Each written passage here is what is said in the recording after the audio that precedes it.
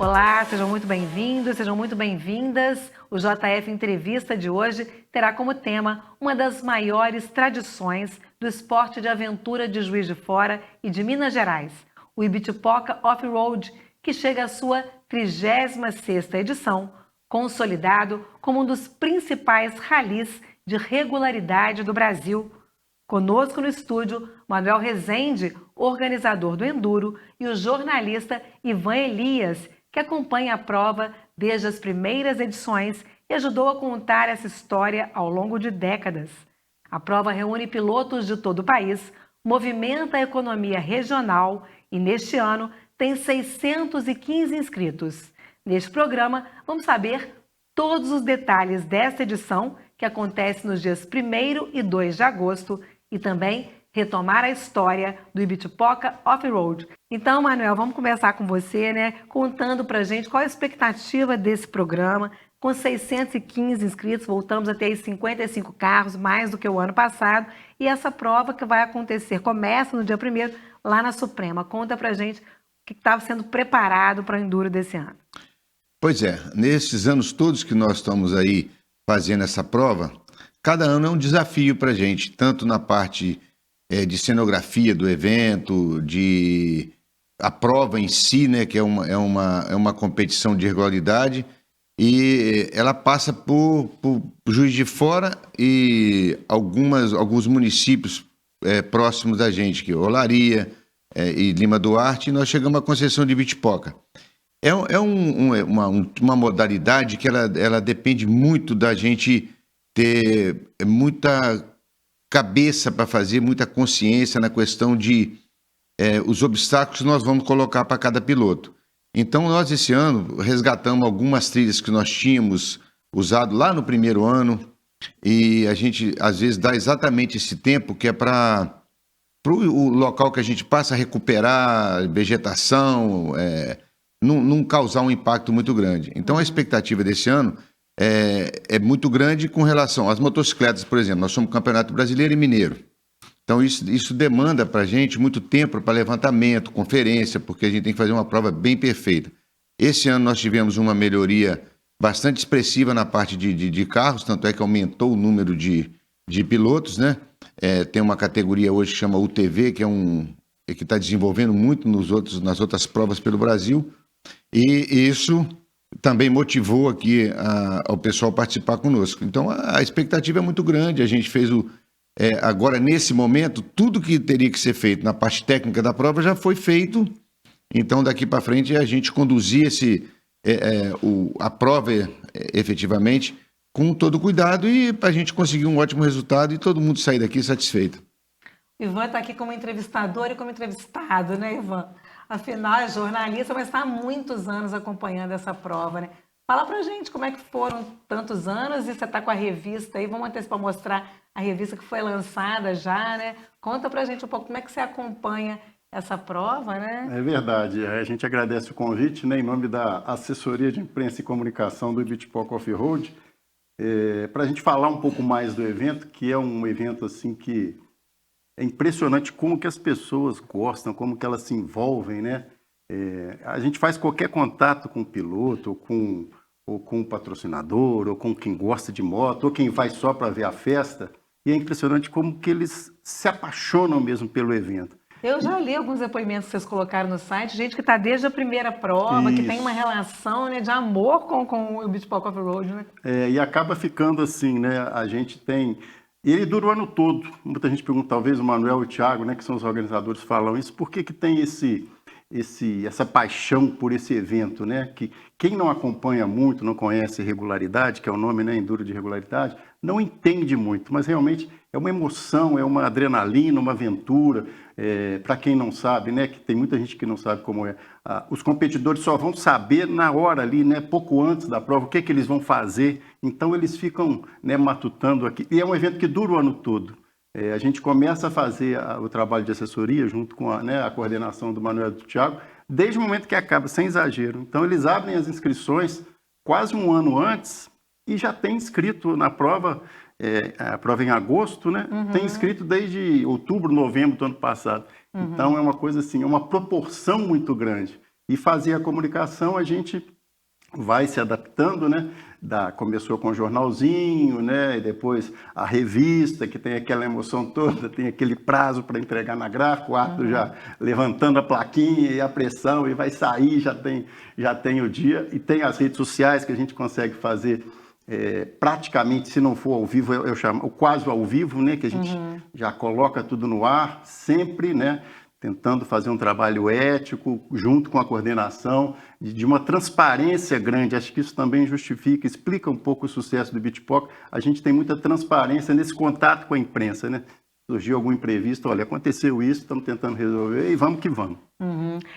O Ivan já falou ali que é o que é o enduro de regularidade, né? Se você quiser explicar um pouco mais o que é, Manuel, mas já trazendo aí alguma coisa, vocês estão colocando, você falou que vai colocar coisas lá do início. E tem um tal de um condomínio, de um labirinto aí. Como é que é isso? É para colocar mais dificuldade na prova? Isso pode ser contado? O que pode ser dito? O que acontece com o enduro de regularidade? O enduro de regularidade ele foi criado no Brasil. Começou praticamente em Belo Horizonte. E existia outras modalidades fora do Brasil. E eles inventaram esse enduro de regularidade. Começou a primeira prova de enduro de regularidade no Brasil, de grande expressão, foi o enduro da Independência em 1983. Então, dali para frente, houve uma adesão muito grande, porque é um desafio. Como é que a gente funciona para criar esse desafio? A gente faz um levantamento da prova. Vamos imaginar, eu saí lá da Suprema. O primeiro trecho ali, ele é asfaltado. Então, é uma via pública. Naquele espaço, a gente chama de deslocamento. Então, ele não vale como prova. A pessoa tem que obedecer a lei de trânsito, 30 km por hora, 50, 60, o que for. Ele faz todo esse trajeto, a gente dá um tempo para ele percorrer isso, um tempo estendido, que é para ele, se houver algum trânsito, alguma coisa, ele não tem problema. Aí chega ali. Quando a gente começa num trecho que vão chamar de terra, onde começa realmente, não é pavimentado, e é estrada vicinal, ali naquele momento a velocidade ali é 60 km por hora permitido, a gente bota 55, que é para dar tempo para o cara. Então o cara tem que cumprir esse período.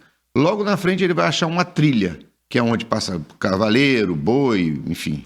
Ali já perde Olaria, Lima do Ar? Não, aqui logo na saída de Juiz de Fora. Juiz de Fora mesmo. Já é um trecho que é só para cavaleiro ou a pessoa a pé e tal. Nesse lugar, por exemplo, a gente estipula uma média de 24 km por hora, 27 km por hora. Estou dando números só para entender como que às vezes a pessoa tem que correr e como às vezes não pode correr. Por exemplo, no trecho que é deslocamento, não pode correr, tem lá um radar. Isso trecho, é a regularidade? É a regularidade. Então, como é que eu vou descobrir se essa pessoa cumpriu? Hoje a gente faz um negócio chamado track log. Tudo isso é feito através de um satélite. A gente faz como se fosse, eu vou citar aqui, um Waze. Eu indico para a pessoa que vai estar à direita, esquerda, em frente, e a velocidade que é permitida naquele lugar. E em alguns lugares, como a trilha, por exemplo, é mais difícil, a gente coloca um desafio maior. A gente coloca uma média, por exemplo, de 30, que o cara normalmente percorreria a 27. Eu quero saber se ele consegue manter os 27 ou até os 30. Se ele não mantiver esse trecho, quando nós fizemos o levantamento, nós colocamos naquele ponto um ponto chamado PC, posto de controle, que é monitorado pelo satélite através do celular da pessoa hoje, no GPS dele. Então, nós queríamos saber se ele passou ali exatamente. Isso no decorrer da prova. A gente tem 200 PCs, por exemplo, posto de controle, às vezes 180 postos de controle, e a quilometragem é muito longa. São 200 quilômetros daqui a concessão de Beachpock que a gente faz. Vai longe, vai em outros municípios e tal, enfim.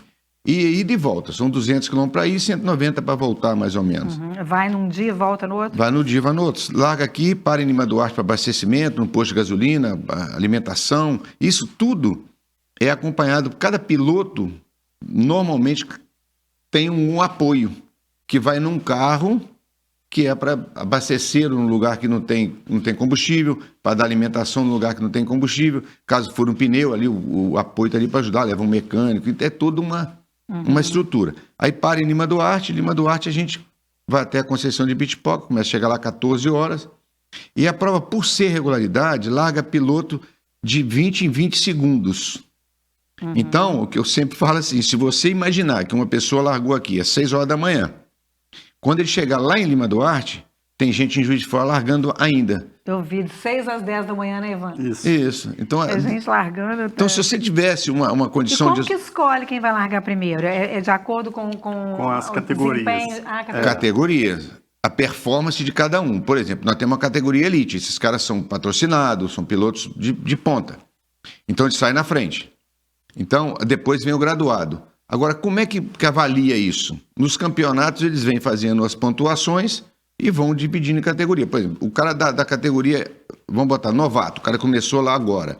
Ele foi muito bem, foi em primeiro lugar, ganhou o campeonato. Aí, no ano seguinte, ele não pode correr nessa categoria, já pula para de cima. E assim vai. O cara da elite que permanece ou cai. O da elite, ele pode não conseguir bons resultados e voltar para graduado. Ah, não está dando para mim aqui, ele volta para graduado. É permitido, entendeu? E o labirinto? Aí vem esse condomínio. Esse condomínio já é na parte de carro. Aí ali, na verdade, é um verdadeiro labirinto. A prova de carro, ela é totalmente diferente da de moto. O que ele faz? Esse condomínio é só para os carros? Só para carro.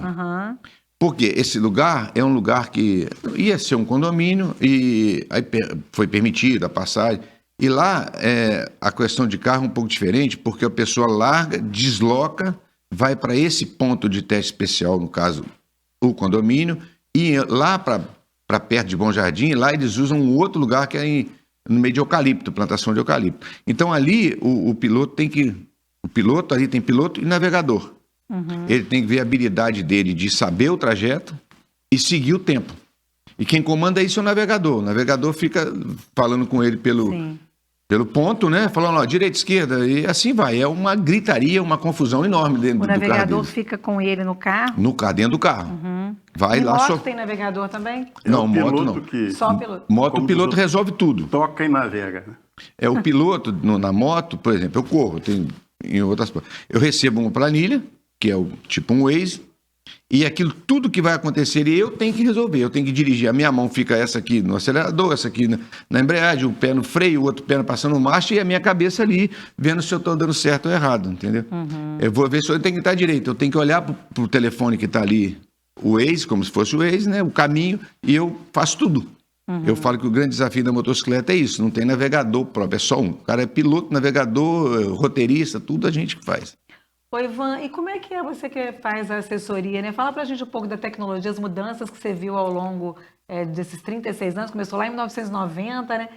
E também tecnologia, as mudanças, como é que você acompanhou isso? Como é que é a emoção de ver? Você não faz foto, né? Você tem alguém da sua equipe que faz, não sei se você faz, mas deve ser uma super emoção fazer essa cobertura, né, Ivan? É assim porque né, não tem nada, todo ano é igual, não tem nada a ver assim. Claro que a base é parecida, mas cada ano é diferente, né? O trabalho da comunicação é coordenado pela Mônica Valentim e por mim. A gente tem também, né, um repórter que a gente divide o trabalho, por exemplo, né? Vamos citar como nomes. O Wallace também, que está com a gente há muito tempo, ele faz o trabalho mais da trilha, né? Porque tem também os neutros maiores, né, em que os pilotos têm um tempo maior para ficar, e esses neutros, alguns acabam se tornando uma grande confraternização, e a gente depende sempre do ponto da internet. Então, o que a gente procura fazer, né, de maneira geral?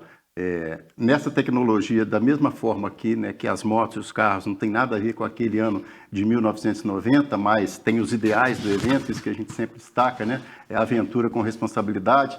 Nós também vamos nos adaptando, né? Por exemplo, a largada da Suprema é 6 horas da manhã. E a gente costuma fazer essa largada ao vivo já. Aí, no caso, a gente faz pelo Instagram.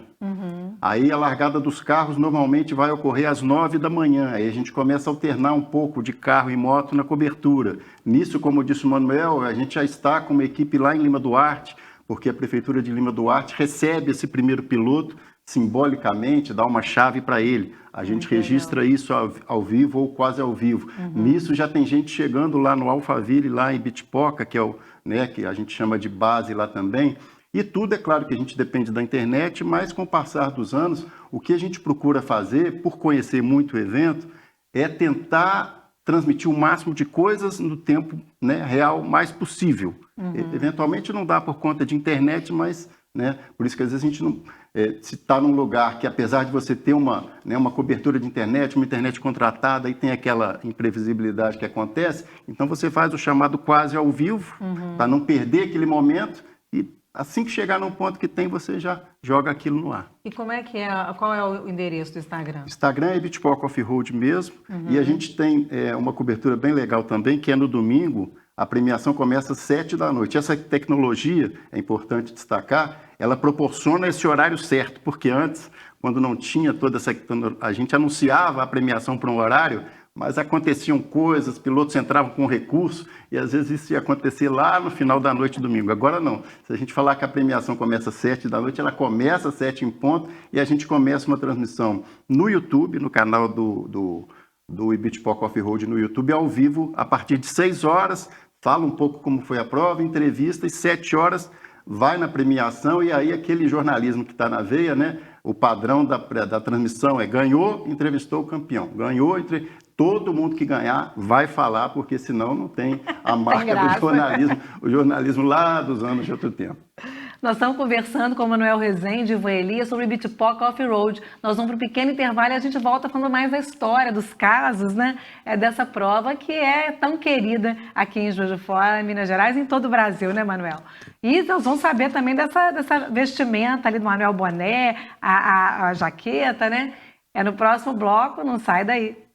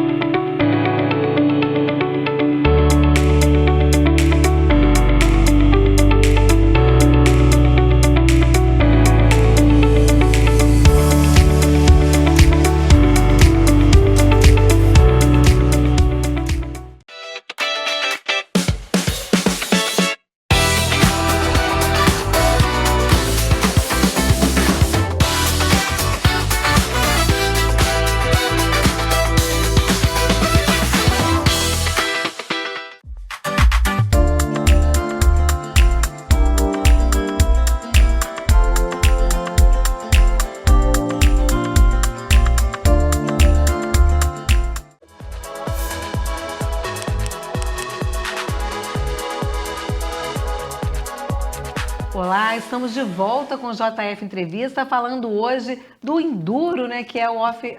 do Enduro, que é o off do Ibitipoca Off-Road. Vamos de novo. Olá, estamos de volta com o JF Entrevista, falando hoje da 36ª edição do Ibitipoca Off-Road, esse Enduro que é tão querido aqui em Juiz de Fora e toda a região. Conosco o Manuel Rezende e Ivan Elias. Manuel, já que a gente tocou na questão da jaqueta e do boné, né? Conta pra gente como é que é isso. Acho que o Ivan também pode falar um pouco, né, Ivan? Você que acompanha, já que muda, né, o slogan, muda tudo. Conta pra gente aí como é que é isso. No primeiro ano do evento, foi lá em 1990, os recursos eram outros, né? O recurso tanto para o evento quanto, enfim, a própria conceição de Ibitipoca, tudo era diferente. Uhum. Nós fizemos uns casacos para o pessoal do staff do evento, né? E aquilo gerou um desejo enorme, todo mundo queria e tal. No ano seguinte eu já comecei a fazer um pouco para vender. E, na verdade, o que aconteceu com o Ibitipoca foi, virou uma grife. Então, no decorrer do tempo, a gente foi incrementando esses produtos. Hoje a gente tem o casaco, que é desejo de todo mundo, faz várias camisetas, boné. Hoje a gente fez uma canequinha bem comemorativa com aquela esmaltada que remete à roça, vamos chamar assim, né? Hoje tem vários produtos que a gente faz porque o desejo é enorme das pessoas. E uma das coisas, todo ano a gente muda. O casaco, a gente faz, eu desenvolvo o desenho para eles para fazer o casaco. E a logomarca todo ano muda. E por que a gente faz isso? Tem gente que coleciona. Tem gente que só não tem o primeiro, que eram restritos. O resto todo tem gente que tem a coleção inteira. Então tem gente que compra como colecionador, outro porque é quentinho e todo o inverno aproveita, aquela história toda.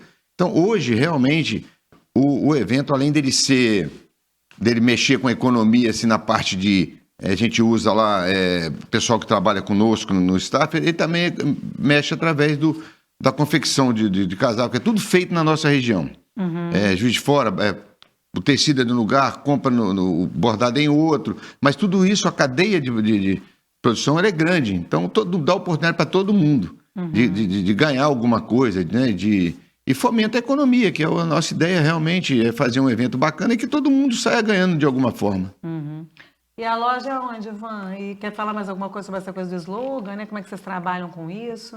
Tem um outro detalhe além da logo que muda, né? A gente tem uma espécie de batismo da prova a cada ano. Então, esse ano, por exemplo, foi batizado como edição sensacional, né? Como o Manel e o Thiago costumam dizer, e a gente também na assessoria, é como se fosse um desafio, né? Muda a logo, né, tem os ideais de sempre, que é o esporte de aventura com responsabilidade, mas pode ter uma mensagem diferente. E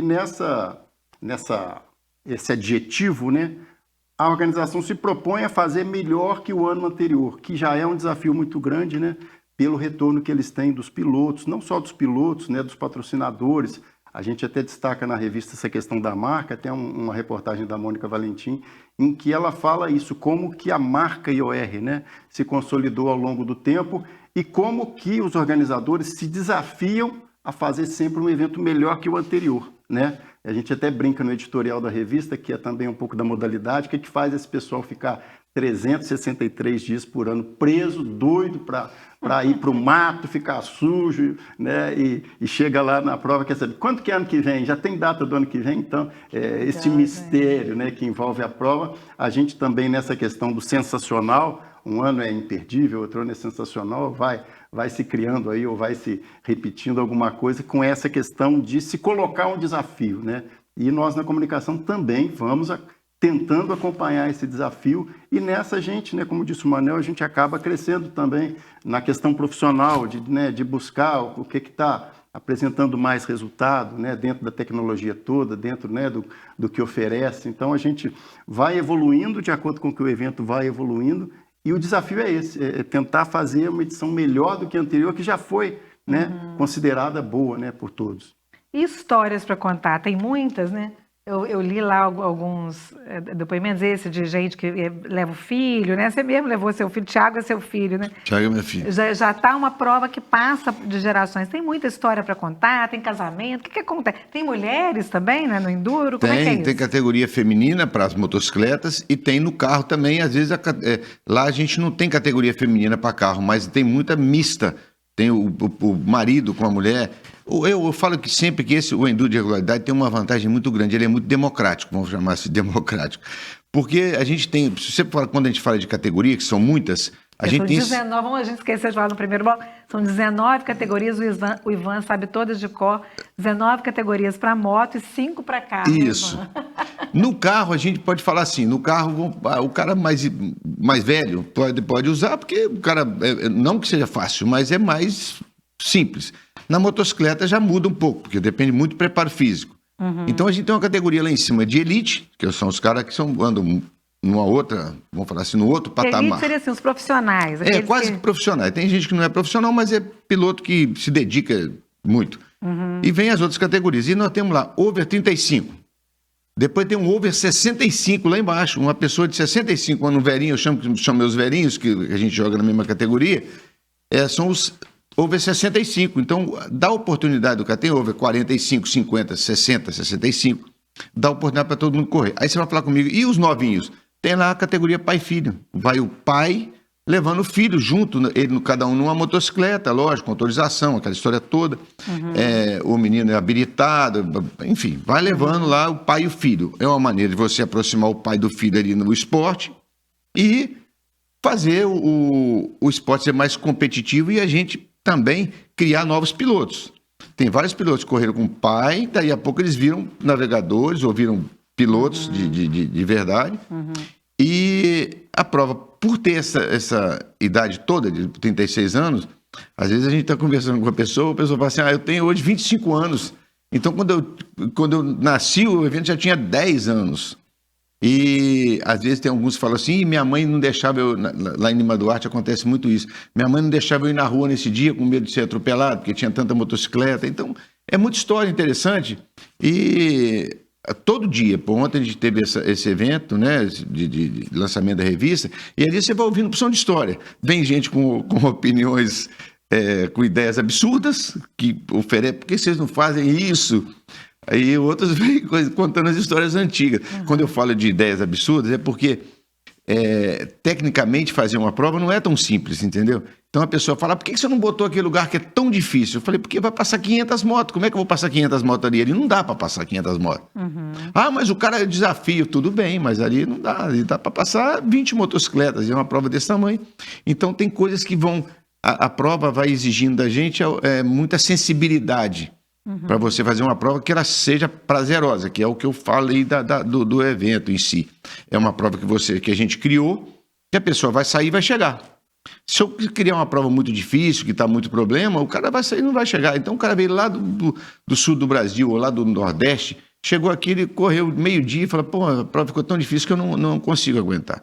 Então o cara vai fazer uma prova desafiadora, mas prazerosa, com muito critério. Você falou aí de gente do sul, do Nordeste, tem gente do Brasil inteiro, né? Tem até do Paraguai. Olha que legal. Tem gente do Brasil inteiro, Ivan, e quantas histórias que estão aí na reportagem, ou que você já ouviu, né, ao longo de tantos anos? A gente, na verdade, não consegue colocar na revista, né, tudo que tem de história, a pessoa espera até marcar a data do casamento, antes de marcar tem que ver a data, senão fica igual aquela história na internet, né? Eu marquei meu casamento, a noiva está lá, se quiser, pode casar, porque eu vou disputar o Ibitipoca Off-Road. Então tem muita história, o Manel, né, como ele faz o levantamento todo ano, ele gosta muito também de estar numa casa lá, né? Aí ele fala assim, não é possível que tenha alguém que mora lá. Ele chega lá e tem alguém que mora lá, e tem uma história boa para contar, né? E nisso tem várias histórias. Na revista tem, né, no caso das gerações, tem o Luca, que é filho do PR. O PR, né, o Paulo Renato, doutor dentista, já foi, né, da prova de carros, já foi diretor da prova de carros. Hoje o Luca é um dos nomes aí do Brasil. Minas tem muita tradição também nos carros, né? Os pilotos navegadores de Minas tem uma trajetória muito legal no Brasil e está crescendo também muito essa parte de ensinar a navegação, né? A gente tem o Gabriel Riani, que hoje está se destacando aí, dando mentorias. Então, são muitas e muitas histórias. Tem nessa revista especificamente um casal de Belo Horizonte que começou, né? Eles têm 50 anos de casamento e há 9, 10 anos começaram a participar das provas, já conhecem o Ibitipoca, como ele diz na revista, o Eduardo, que é casado com a Beatriz, ele gosta do Ibitipoca porque vê o povo das antigas de moto, como ele fala. Legal. E aí, quando ele já estava meio parado, assim, encontrou com um cara que era campeão, falou assim, por que você não volta? Ele estava meio machucado, falou, não, vou voltar, deixa eu perguntar para minha mulher se ela quer, né? Porque eu estou com ela ela me acompanhava no kart. Aí ela topou, hoje eles estão, né, são apaixonados pela modalidade.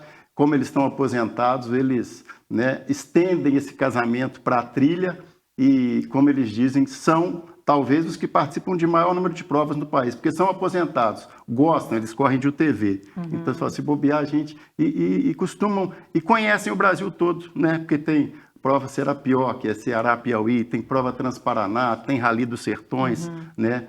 Como disse o Manuel, é uma modalidade que também proporciona isso. Você conhece os outros lugares. Esse enduro está ligado a outros.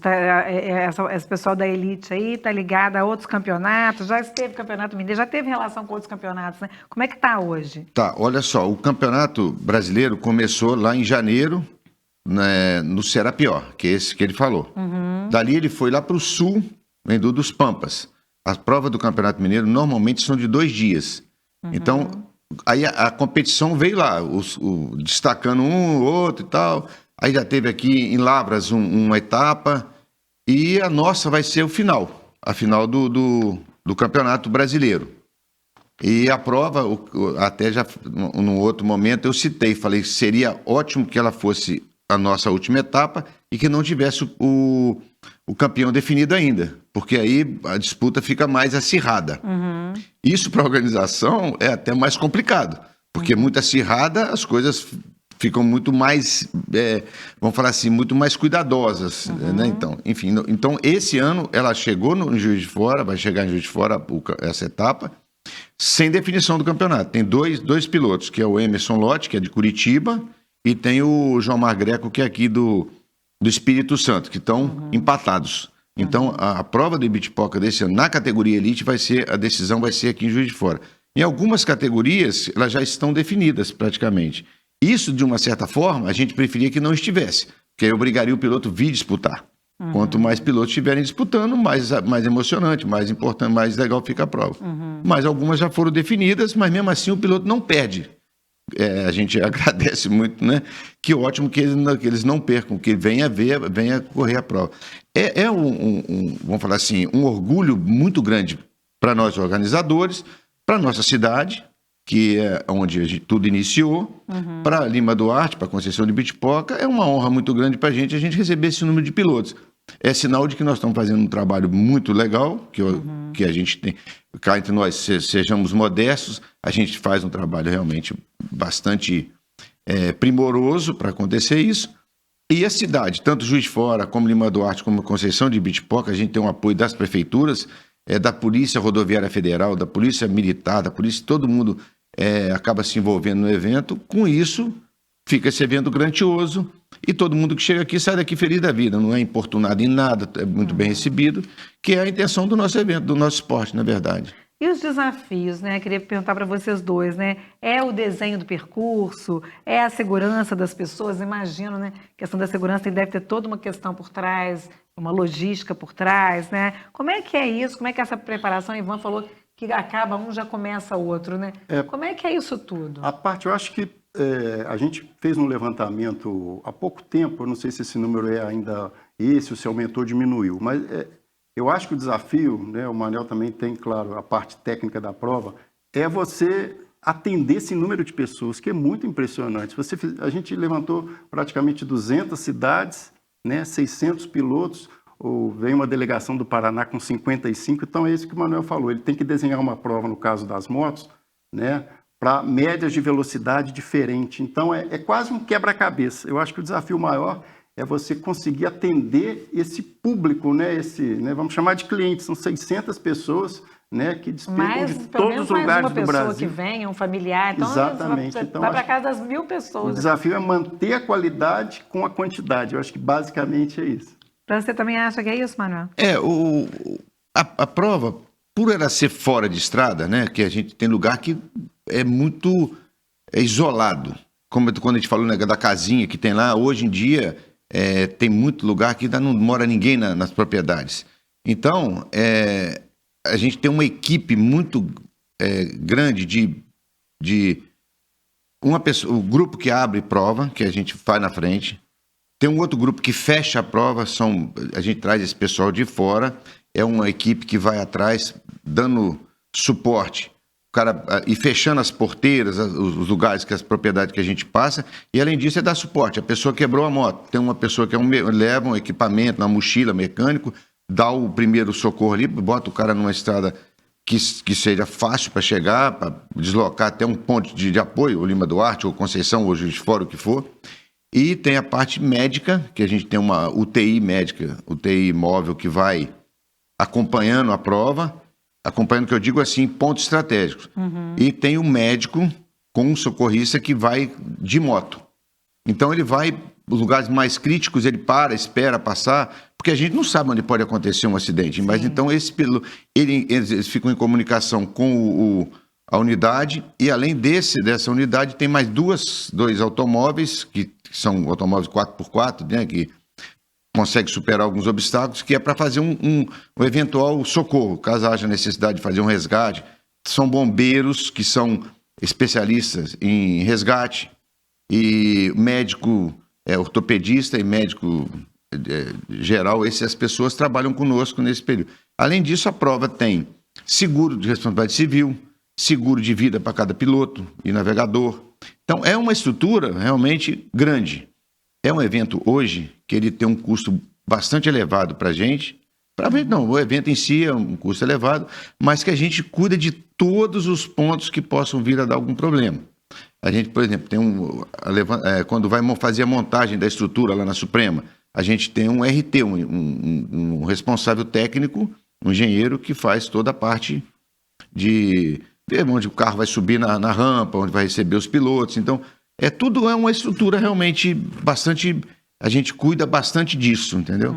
Agora, é o que eu falo sempre. Um dia uma pessoa falou, e se o cara machucar em tal lugar? Tem lugar que realmente é muito difícil de resgatar. Mas a gente tem toda a estrutura para fazer o resgate, entendeu?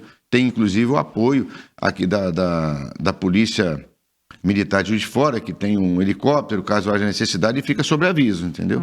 E quando eu falo do meu filho, o Tiago, que é que me ajuda, ele é médico, e ele tem todo o contato nos hospitais e já deixa, por exemplo, na Unimed. Ele trabalha na Unimed também, então já deixa uma coisa sobre aviso. Fala, ó, caso um piloto haja necessidade, ele já liga e fala, olha, vai um piloto para aí e tal, então é atendido imediatamente. Então tudo isso faz parte da estrutura. São desafios, a gente se propôs a fazê-los, vamos cumpri-los. Que bom, né? Nós estamos aqui conversando sobre a 36ª edição, não só sobre essa edição, mas sobre a história do Ibitipoca Off-Road, cuja história se envolve, né, se confunde com a de Juiz de Fora, com a de Lima Duarte, de Ibitipoca. Nós vamos falar no próximo bloco sobre o que isso representa também para a economia e saber por que esse é o enduro mais charmoso do Brasil. Você não vai perder, não sai daí.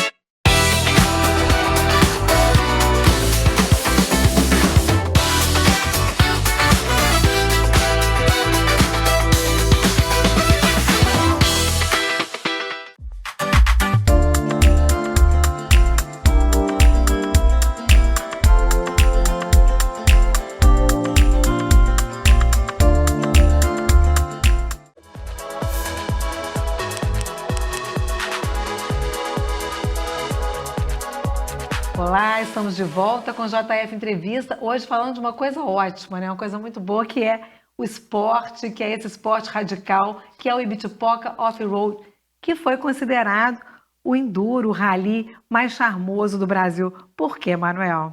E você começou, quando nós, no primeiro ano, ou talvez o segundo ano, a gente, o enduro, a prova em si, o enduro, o evento, era muito na mão, como eu falo às vezes, a gente não tinha a menor pretensão de chegar onde nós chegamos. A gente fez isso aí, assim, bem no amor e tal, e como no amor até hoje é assim. Só que hoje com outra dimensão, óbvio. Mas uma pessoa veio participar do evento e o evento era muito legal, realmente, é muito charmoso. E a região é muito bacana. E Juiz de Fora tem essa carinha toda boa de receber bem as pessoas, e Conceição de Ibitipoca, na época não tinha nada lá. Não tinha pousada, a pessoa dormia acampado na vila, era permitido. Na casa dos outros? Na casa dos outros, era tudo assim. Então, uma pessoa que veio de uma cidade grande, aquilo ali para ele foi o máximo, né? Então, ele chegou no final e falou, olha, Manel, isso aqui, esse enduro é o enduro mais charmoso do Brasil. Aí a gente começou a usar esse termo, esse jargão, essa brincadeira, e fomos levando isso aí. E também a gente, agora, uns anos para cá, a gente até, vamos falar assim, demos mais ênfase a esse termo, e acabou que virou uma brincadeira. O meu filho, os meninos ficam chamando ele de charmoso, zoando. Então, é como a brincadeira, e acabou que a gente está levando dessa forma. Ô, Ivan, e é tão charmoso que é Ibitipoca, essa vila que está concorrendo aí, né, a uma das vilas mais charmosas, eu não sei se é charmoso o termo do mundo, né? É verdade, a gente até pegou na colinha aqui, para não falar errado, né? O Ibitipoca Off-Road, como o Manuel diz, não é questão de aumentar nem de exagerar, mas de constatar. A promoção do Ibitipoca Off-Road, com certeza, passou a divulgar o Ibitipoca, que hoje, né, concorre como melhor vila turística do mundo, né, da ONU Turismo, disputando com 261 destinos de diversos países. O Manuel até conta uma história que ele estava num voo, né, e de repente, mais um tempo atrás, que passava aquele filmezinho, passou um filme do Ibitipoca, né, Manuel? Foi na época, foi até os voos da Varig, quem lembra da Varig, né? E os voos da Varig, toda a Embratur, na época, ela fazia uns vídeos falando dos pontos turísticos do Brasil e tal. E era um voo para Paris. E antes do avião pousar, eles passavam um filmezinho falando do Brasil e tal. E a pessoa que produzia esse filme, ele vinha cobrir a prova todo ano. Hoje, inclusive, o negócio dele, hoje ele tem programas em vários canais fechados e tal, e ele produziu esse material para a Embratur, e ele colocou esse evento no coisa, porque aquela região ali de Conceição de Ibitipoca, ela tem uma característica muito legal, que ela tem umas dunas de areia, que as pessoas falam, aqui já foi mar, que não é nada disso, aquilo ali é quartzito, e foi, ao longo dos anos, ele foi deteriorando e a pedra virou aquela areia grande. E realmente ela é tão bonito o local lá, essa areia, essa chama areião, 2 areiões. E eles pegaram essas imagens e colocaram lá, sugerindo como uma região de turismo, o potencial turístico grande do Brasil. Então a gente ficou todo orgulhoso disso. A pessoa que estava no avião me ligou, falou, nossa, cara, eu estou vendo isso aqui, é a coisa mais bacana. Então, realmente é uma honra para a gente ter tido esse momento, né, nessa época da Varig, né? Quem conheceu a Varig era muito legal. E como é que é a questão do envolvimento das cidades, né? Principalmente Juiz de Fora, Lima Duarte, a própria Conceição de Ibitipoca, que pertence a Lima Duarte. Como é que é essa movimentação dos hotéis, dos restaurantes, do comércio, né? Tem toda uma movimentação? Como é que é, Ivan? Tem sim, e eu acho que vale a pena a gente destacar também, quando a gente fala que o Ibitipoca dura o ano todo, realmente não é exagero, porque a gente faz, ao lado dos parceiros do Ibitipoca, várias ações nessas cidades. Inclusive, esse ano a gente fez, que a gente fala é Ibitipoca, com a coordenação, com os parceiros, com entidades ambientais, com lixo ambiental, né, com a coleta do lixo eletrônico. A gente teve uma ação maravilhosa lá em Bom Jardim de Minas, num colégio, Escola Municipal Nardi, e a gente chegou lá e eles mobilizaram o turno da manhã, o turno da tarde, aí vai o mascote brincar com as crianças. Ou seja, envolve a educação também. Isso, a gente leva o pessoal da Suprema várias vezes para fazer as ações de saúde, aí é Juiz de Fora, é Lima Duarte, é Olaria, é Bom Jardim. A gente tem alguns números aqui, né? Acho que o número é legal para a gente exemplificar. Já tem um total de 20 ações nessas cidades todas aqui, com mais de 5 mil toneladas de coleta de lixo eletrônico, né, doação de computadores reciclados, né, o parceiro que é a Ambiental, mais de 20 computadores, agasalhos de campanhas de agasalhos, essa parte que o Ibitipoca faz, e que dá orgulho também para quem faz assessoria, porque essa responsabilidade que a gente tem é um evento que realmente não é só, né, não se resume à trilha. Mudas nativas distribuídas em campanhas, mais de 1.200, com ações em escolas, blitz educativa, mudas plantadas em ações de sustentabilidade, mais de 2.000, né? Houve, quando o Ibitipoca completou 30 anos, a criação de um bosque OR no Parque da Lajinha, em 2019. Né? O Manuel, ele coordena um trabalho nas trilhas, que essa parte é sempre comentada, né? Mas vocês vão... Questão ambiental, né? Então, o Manuel tem um trabalho que é a preservação e a manutenção das trilhas por onde ele faz o levantamento, né, Manuel? Então, praticamente todo lugar que ele passa, não vou dizer todo, mas quase todo, ele tem essa recuperação dos lugares, que não fica para a prova, fica para quem está nos lugares. Tem toda essa preocupação, né, Manuel, com a questão ambiental. Vocês já plantaram mais de 1.900 árvores também. Tem a questão do selo do carbono, né? Como é que é essa questão, essa preocupação que tem que ter mesmo, né? Ivan estava falando nos bastidores comigo que vocês são pioneiros nessa preocupação, né? Na verdade, desde o primeiro ano, a gente sempre teve alguma ação que levava a isso, a preservação, a conscientização.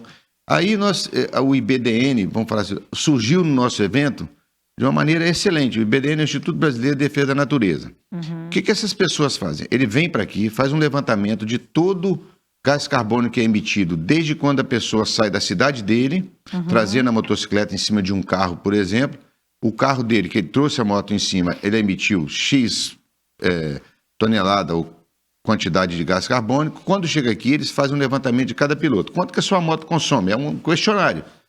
Você está vindo de onde? Quanto a sua moto consome? Tal. Então, ele pega tudo isso e vê uma prova que tem 220 quilômetros, 200 quilômetros num dia e mais tanto de volta. Cada um faz um relatório e fala que emitiu X toneladas de gás carbônico, e isso corresponde a um plantio de X árvores. Então, ótimo. Concluiu, aí é feito o plantio numa área degradada. Não necessariamente aqui ou ali, onde há a primeira necessidade. O IBDN faz esse trabalho, emite um relatório para a gente e a gente fica sabendo o quanto nós colaboramos. Como é que esse pessoal vem para aqui? Eles vêm apoiado através de um copatrocínio, que que eles arrumam e vêm, a gente fornece toda a estrutura de alimentação, hospedagem, e as pessoas fazem esse levantamento, e nós conquistamos esse selo já há 5 ou 6 anos, né, Ivan? Desde 2014 o primeiro. 2014, que está conosco esse selo. Então, nós recebemos esse selo de carbono zero. Então, quer dizer o seguinte, isso aí é chancelado pelo IBDN, a gente é uma prova que cuida dessa maneira, que a nossa proposta realmente é dar uma contrapartida, né? Porque a gente usa o meio ambiente, usa a natureza para fazer o nosso evento. Então, é o que a gente pode fazer para isso e a gente tenta fazer da melhor maneira possível. Ivan, tem até um vídeo do IEF, conta pra gente que vídeo é esse. A gente tem, né, 2 vídeos que mostram, né, quando as entidades, né, as pessoas dessas instituições falam. Só para exemplificar em números também o que o Manuel disse, né, em questão do IBDN, em metros quadrados reflorestados, são 13.500 no próprio Bosque OR, no aterro sanitário de Juiz de Fora e no Parque Ecológico Tietê, né, que o IBDN é sediado em São Paulo. As toneladas de carbono neutralizadas, né, 317,21 árvores plantadas, 1930. Então, aqui em Juiz de Fora, tem o Instituto Estadual de Florestas, a Renata Meirelles, que tem mais contato conosco, ela fala um pouquinho também do que representa essa parceria, né, a semente, né, do trabalho do Ibitipoca nesse sentido. A gente pode mostrar um trechinho, né, da Renata falando? Com muita satisfação que o Instituto Estadual de Florestas atua juntamente com o Ibitipoca Off-Road desde o ano de 2019, nessa pegada ecológica que é o IOR sustentável. Nós vimos aí durante os anos fazendo várias atividades conjuntas de educação ambiental, de palestras, de conscientização mesmo em relação a essa necessidade de conservação da natureza. E o Ibitipoca Off-Road comprou essa ideia de fazer o plantio de mudas nativas, de fazer realmente um processo de conservação da natureza, envolvendo todo o entorno, toda a população que engloba esse importante rally aqui em Juiz de Fora e na região. E a gente tem também o Vitor Iório, né, que ao lado do Rogério, que começou esse trabalho conosco no IBDN, ele explica exatamente qual é a condição para o Instituto Brasileiro de Defesa da Natureza conceder esse selo, né? É mais ou menos isso que o Manuel falou, mas dentro da filosofia do Instituto Brasileiro de Defesa da Natureza, que também é um selo que orgulha muito, e também o Ibitipoca foi pioneiro nisso. Como o Manuel comentou, desde 90 tem essa preocupação, mas é claro, né, com o passar do tempo vão surgindo essas, vamos chamar de obrigações, né? E o evento está sempre em dia, e também em relação aos anos que você comentou, de grandiosidade, né? A gente sabe que só por conta desses contatos que eles têm com prefeituras, com Polícia Rodoviária Federal, Militar, essas entidades, como o Instituto Estadual de Floresta, só por isso que chega a 36 anos, né? Desde 90, só não teve no ano da pandemia. É claro que o poder público está envolvido, as polícias estão envolvidas com toda a estrutura, o bombeiro, e os governos também estão, as prefeituras, como é que é isso? O Ivan falou que a Prefeitura de Lima Duarte entrega a chave na mão do primeiro piloto, tem um envolvimento, tem alguma contrapartida dessas prefeituras? Em toda a nossa jornada, né, nessa história, a gente sempre teve muito apoio logístico das prefeituras. Na verdade, a gente o evento em si não envolve diretamente verba de governo, nenhum deles. Né? Não é por nada demais, é porque a gente, na verdade, nós não precisamos até então desse apoio financeiro. O que a gente precisa realmente de apoio deles é o que eles nos dão. Essa logística. A boa vontade deles de nos ajudar. Então, para a gente é o bastante. Não vamos dizer que o evento não tem interesse financeiro? Óbvio. Onde é que esse evento tem um interesse financeiro e onde ele ganha alguma coisa? Com essa grife que nós criamos, que ela atrelada ao Enduro, ela gera um recurso que nos satisfaz, vamos falar assim. Porque as inscrições e os patrocínios que nós temos são realmente para custear o evento em si. Caso haja necessidade, por exemplo, de um recurso maior, eu tenho que tirar dessa parte que é da grife e colocar lá. E se sobra alguma coisa lá, aí sobra. Mas sempre a intenção é custear o evento na parte. Então a gente não faz projeto para vamos pedir recursos nas prefeituras. A gente sabe das dificuldades de cada prefeitura. Sim. Então, se a gente se propôs a fazer, vamos fazer da nossa maneira, a gente se vira, resolve. E a gente criou a grife, ela está muito bem sucedida. É a maneira que a gente tem de angariar algum recurso para puxar, por exemplo, o meu trabalho, do meu filho. Meu filho é médico, então ele abre mão de um mês do trabalho dele ali, praticamente, para me ajudar. Então, é uma maneira de coisa. E ele também não paga nada a ele, entendeu? Faz por amor. E quem são, além dos participantes, né? Quem é o público que vai lá? Tem shows também, né? Que público é esse que comparece, que lota Ibitipoca e vai nas apresentações? Que público é esse, Ivan? Faz parte desse crescimento, né? Antes a gente tinha praticamente só aqui na chegada, né?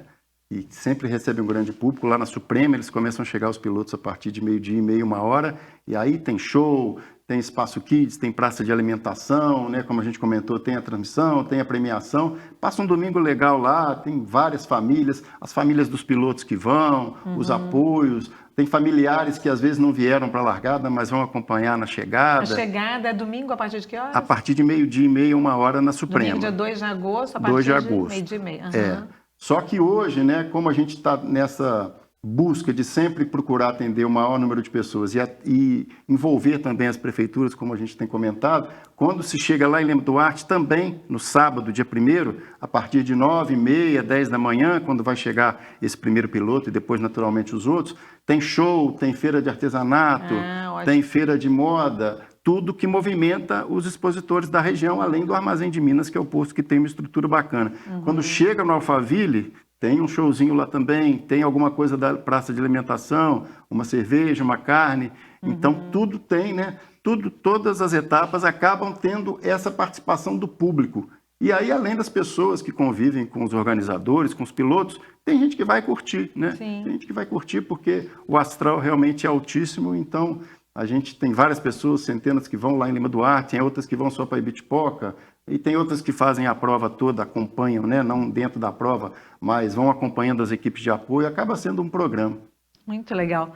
E, então, 36 anos, já tem propostas para chegar nos 40? Como é que é? O que vocês estão pensando aí para o futuro, né? A tecnologia está acelerando aí as mudanças, né? Como é que está isso aí? A gente faz, quando acaba uma prova, a gente já pensa na outra. Mas enquanto está nesse momento, nesse envolvimento todo, e que vem os estreias, dentro das pessoas ficam rindo de mim, porque eles falam assim, nossa, eu não aguento fazer isso mais, é o último, é o último. Mas nunca é o último. Outro dia eu brinquei com meu filho, falei, Thiago, eu acho que nós vamos até os 40, porque quando a prova fizer 40 anos, a gente encerra isso e fica a história aí. Mas a gente nunca sabe, né? Enquanto eu tiver energia e disposição e energia, a gente vai levando da maneira que der. Porque é muito satisfatório, é muito gostoso. Você está nesse momento aqui, é maravilhoso. Você está contando uma história, né? A gente escreveu uma história, queira ou não, o meu nome, do pessoal e dos participantes vão estar por aí sempre com alguém. Alguém vai falar disso. Então, algum sonho ou projeto ainda não realizado que desde que o pessoal chega e fala, vamos fazer isso, alguma... Não, dentro do que nós nos propusemos a fazer, cada sonho que a gente sonha todo dia, vamos fazer isso, tudo a gente foi realizando. Nada que a gente falasse assim tão significativo que nós não conseguimos conquistar, não. Tudo foi dentro do que a gente sonhou e dentro do que a gente propôs. Ivan, mais alguma colocação? Agradecer, né? Parabenizar pelo programa, por sua condução aqui. É uma honra revê-la também meu aqui. Meu antigo colega de tribuna de Minas. Outro dia trabalhamos no jornal. Outro dia, não precisa ficar falando há quantos anos. Deixa o Ivan falar primeiro. Eu queria que vocês falassem uma frase, né, que resume, né, o que é o Ibitipoca Coffee Road para você, Ivan, e depois Manuel. Rapaz, uma frase. Ano que vem tem mais. E para você, Manuel? É sempre sonhando. Acho que tá bom isso aí, sempre sonhando e realizando. Muito legal. Mais alguma colocação que você queira fazer? Não, eu agradecer vocês pela oportunidade de falar. Muito simpática você, foi ótimo ter falado com você, de ser entrevistado por você, excelente. Muito obrigado. Obrigada. E que todo mundo esteja lá no dia 1º e no dia 2 para acompanhar essa prova mais charmosa do Brasil. E é um orgulho a gente saber que vocês estão lá, mas tem toda essa preocupação ambiental também, né, Ivan? E com a sociedade, com a educação, com a saúde. Vida longa, que passe dos 40, né, Ivan? Deus quiser. Amém. Esse foi o JF Entrevista, em que a gente falou sobre o Ibitipoca Off-Road. Eu fico por aqui e espero vocês na próxima semana. Até lá!